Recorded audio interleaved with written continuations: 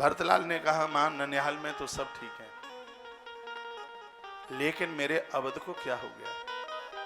आज मुझे सरयू के किनारे कोई मिला नहीं, पिताजी दिख नहीं रहे, बड़ी मां नहीं दिखती है,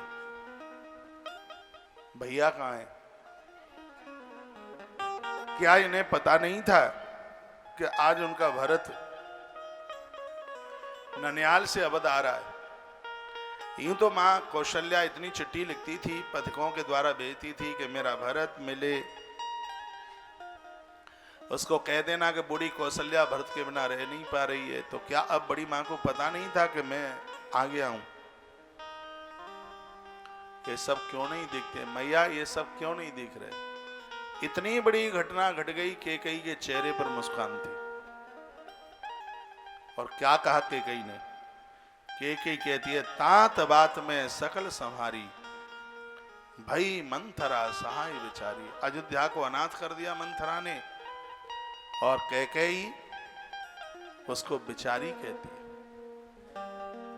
है। मैंने सब कुछ अच्छा कर लिया, कैकेयी कहती है, मैंने सब कुछ बढ़िया कर लिया मंथरा के सहयोग के द्वारा, लेकिन बीच में थोड़ा सा परमात्मा रूठ गया। कछुक काज विधि बीच बिगाड़े, परमात्मा ने बीच में काम बिगाड़ दिया। और क्या काम बिगाड़ दिया? भूपति सुरपति पुर पग उधारे। पहले तो भरत ने सोचा ऐसा कौन सा काम जो मंथरा के सहयोग से बनेगा? मंथरा उल्टा है, और गलत लोगों के माध्यम से अच्छे लोगों के कभी कोई काम नहीं बनते। ये सिद्धांत श्री भरत का है। गलत तो गलत ही है। कहती है कि मैंने सब काम मंथरा के सहारे से बना लिया, लेकिन बीच में परमात्मा रूठ गया। कछुक काज विधि बीच बिगाड़े हूं, भूपति सुरपति पुर पग उधारे हूं। भगवान बीच में ऐसा रूठ गया। बोलिए हनुमान जी महाराज की जय हो, राधा रानी की जय हो। श्री राधे श्री राधे श्री राधेश। कछुक काज विधि बीच बिगारे, भूपति सुरपति पुर पग धारे। सुनत भरत भय बेबस विषाद। भरतलाल जी ने जैसे ही यह सुना कि पिताजी की मृत्यु हुई है, उसी समय भरत ऊंचे सिंहासन पर बैठे थे, ऐसे नीचे गिर गए जैसे हवा के झंकोरे से कोई दीवार टूट करके नीचे गिर गई।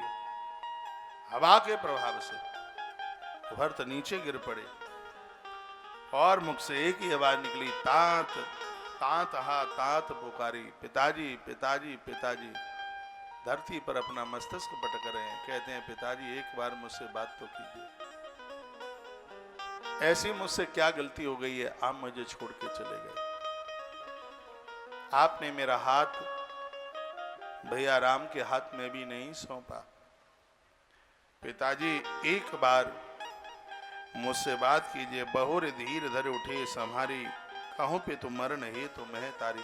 बार बार यही कहने लगे, मां पिताजी कहां है, पिता कहां है? कैकेयी को लगा कहीं पिता के लिए भरत अपने प्राण न छोड़ दे, तो क्यों ना मैं भरत को यह बता दूं कि तू चिंता न कर, पिताजी को तो मरना ही था, आज नहीं तो 10 साल बाद। मैंने तेरे लिए इतना बढ़िया काम कर लिया, अयोध्या का तेरे लिए राज्य मांग लिया, और राम के लिए 14 वर्ष का वनवास मांग लिया। 14 साल का वनवास कैकेयी मांगी? 14 साल का क्यों मांगी? ऐसा बताते हैं कि अयोध्या का ऐसा नियम था, एक वर्ष में राजा एक सीढ़ी पर बैठता। अयोध्या के सिंहासन में 100 सीढ़ियां थी, और कोई कोई राजा होता था जो 14 वर्ष राज्य करता हुआ जब अंतिम सीढ़ी पर बैठता, तो ऐसा नियम बनाया गया था कि फिर वो राजा जब तक जिंदा रहे तब तक अयोध्या की गद्दी का शासन करेगा। तो इसके मन में बात आई कि 14 वर्ष में मेरा पुत्र अंतिम सीढ़ी पर पहुंच जाएगा, फिर तो उसको कोई हटा ही नहीं सकता। इसलिए उसने 14 वर्ष का सिंहासन, 14 वर्ष का राज्य अपने पुत्र के लिए मांग लिया। कहीं ऐसा भी वर्णन है कि राम जी ने कैकेयी माता को बोला था कि रावण की अब उम्र 14 ही साल है, इसलिए हे मां 14 वर्ष का मेरे लिए वनवास मांग ले। माता कैकेयी को लगा क्यों ना मैं इसको बोल दूं कि निष्कंटक राज्य कर। मैंने राम के लिए वनवास मांग लिया है, वनवास मांगा है राम के लिए, तो लक्ष्मण और जानकी दोनों उसके साथ चले गए। यह सुनकर के खुश हो जाएगा, प्रसन्न हो जाएगा।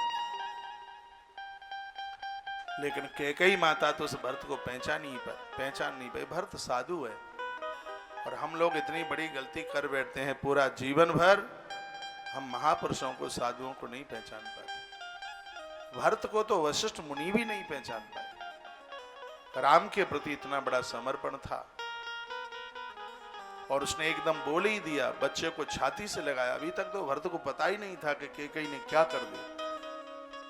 छाती से लगा करके कहने लगी, पुत्र, पिता को तो मरना ही था, आज नहीं तो आने वाले समय में, और मैंने तेरे लिए इतना अच्छा कर दिया है, तेरे लिए अयोध्या का राज्य तेरे पिता से मांग लिया है, और राम को मैंने एक लंबे समय के लिए वनवास के लिए भेज दिया है, तो निष्कंटक राज्य कर। ये शब्द सुनते ही बाबा तुलसी ने एक दोहे में लिखा है, वर्णन किया है, भारत बिसरेहु पितु मरण, सुनत राम बण गुण। जैसे ही श्री भरतलाल जी ने राम के वनवास के बारे में सुना, पिताजी की मृत्यु भूल गए, और छाती पीट करके यही कहने लगे, प्रभु राम, भगवान, प्रभु प्रभु प्रभु, हे भगवान।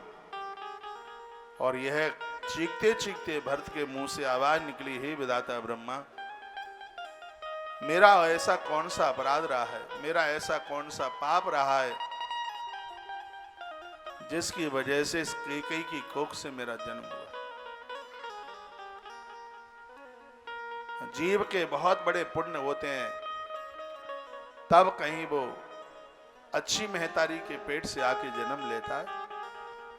मेरे पुण्यों में बहुत बड़ी कमी रही, उसकी वजह से कैकेयी के पेट से मेरा जन्म हुआ। जो पे कुछ रहे अति तो ही, जन्मत काहे न मारे हूं मोई। भरत कहते हैं कि तूने मुझे जन्म देते ही मार क्यों न डाला। पेड़ काटते ही पाले हु सींचा, मीन जिये नित बाल उड़ीचा। हंस वंश दशरथ जनक राम, लखन से भाई। जननी तू जननी भई, विदिशन कछु न बसा। जैसी तेरी माँ थी, वैसी ही तू निकली। सुन सुट सह में उराज कुमारू, पाके छत जनु लाग अंगारू। जीवत सकल जन्म फल पाए, अंत अमर पद सदन सिधाए। तात राम ने सोचे है जोगू, बेड़ा ही स्वद सज कीने भोगू। सुन सुट सह में धीरज धर धर ले उसासा, पापिन सब ही भांति कुल नासा। रोते रोते भरत ने और अंत में यही बात कह दी, तूने पूरे रघुवंश का नाश कर दिया, तूने रघुवंश को समाप्त कर दिया।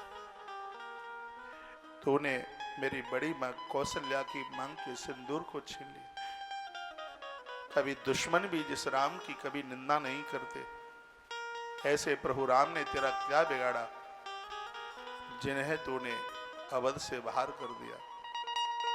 और बार बार पापनी शब्द कहते हुए भरत अपनी छाती को पीटते हैं, और यही कहते हैं, हे परमात्मा, पता नहीं मेरा ऐसा कौन सा अपराध रहा, जिसकी वजह से मेरा जन्म इसकी कोख से हुआ। भरत चीख रहे थे, भरत रो रहे थे, और यहां तक कह दिया, जबते ही कुमत कुमत जियत है, वो खंड खंड वो हृदय न गए।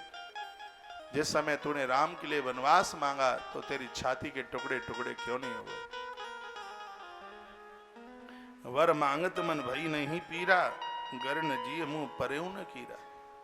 जिस समय तूने राम के लिए वनवास मांगा, तुझे कोई कष्ट नहीं हुआ, तेरी जिह्वा में कीड़े क्यों नहीं पड़ गए।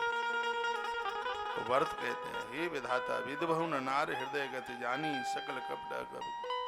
हे विधाता, कैकेयी जैसी नारी की हृदय की बात तो तूने भी नहीं समझी, तो भी नहीं जान पाया। रो रो करके, मैं अति अहित राम तिहि तोहु, को तो अहस सत्य कहूं। मुझ जैसा पापी और अभागा इस धरती पर कौन होगा, जिसकी वजह से राम का नीत हो गया।